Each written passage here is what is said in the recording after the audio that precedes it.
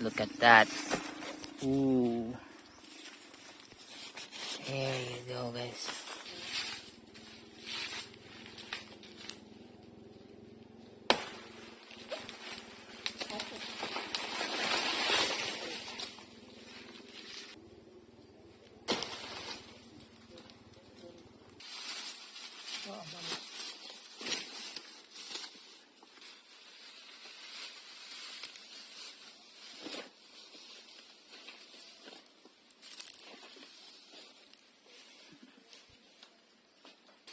Tapos ang materialis na itong gamiton, kaning bukag, ug magpainog, na kay 1/4 nga karboro.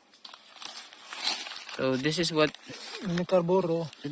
we use. This 1/4 lang. is calcium carbide. 24 hours lang, mainog na siya. Yeah. So Dili pa sobraan the kay bananas will ma-overripe pod.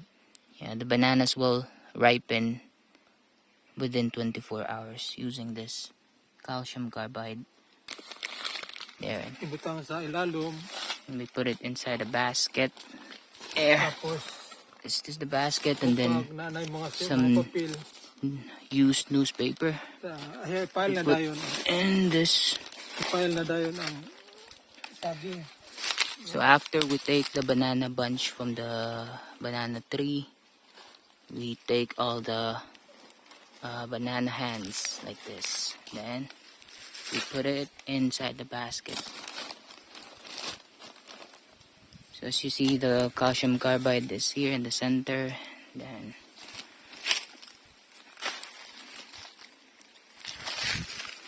Taklob na to ning papel.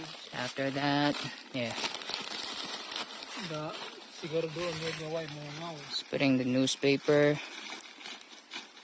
That's the only cover. We're only covering it with newspaper. A lot of newspaper actually. So again, these bananas will be ready in 24 hours. So this is my grandparents' process of ripening a banana. And he has been doing this for many years already. Pwede na ni siya para pahinog in 24 hours. Pero kung gamit na nimo ang karboro, another kaduha ka baka pwede makapagkarboro, pero sa ikaduha ka igayon iabot na nimo og 48 hours bago nimo i-open para sigurado gyud kang hinog ripe na ang imong saging ang gipahinog. There you go, guys, it's done. So what my tata is saying earlier, the heat of the calcium carbide is what will ripen the banana. So 1/4 kilo of calcium carbide, you can use it twice. On the first use, you can leave it in here inside the basket for 24 hours. But for the second use, you can leave it inside for 48 hours. There, so it's ready, and we are going to open that after 24 hours.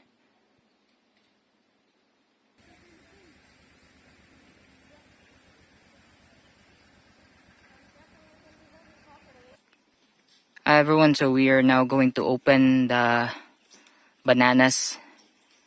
So it's exactly 24 hours from yesterday.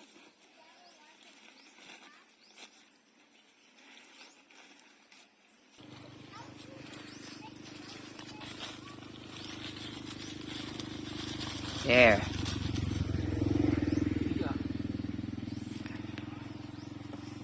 There, I got the bananas now, guys. Look at that. Ooh. There you go, guys.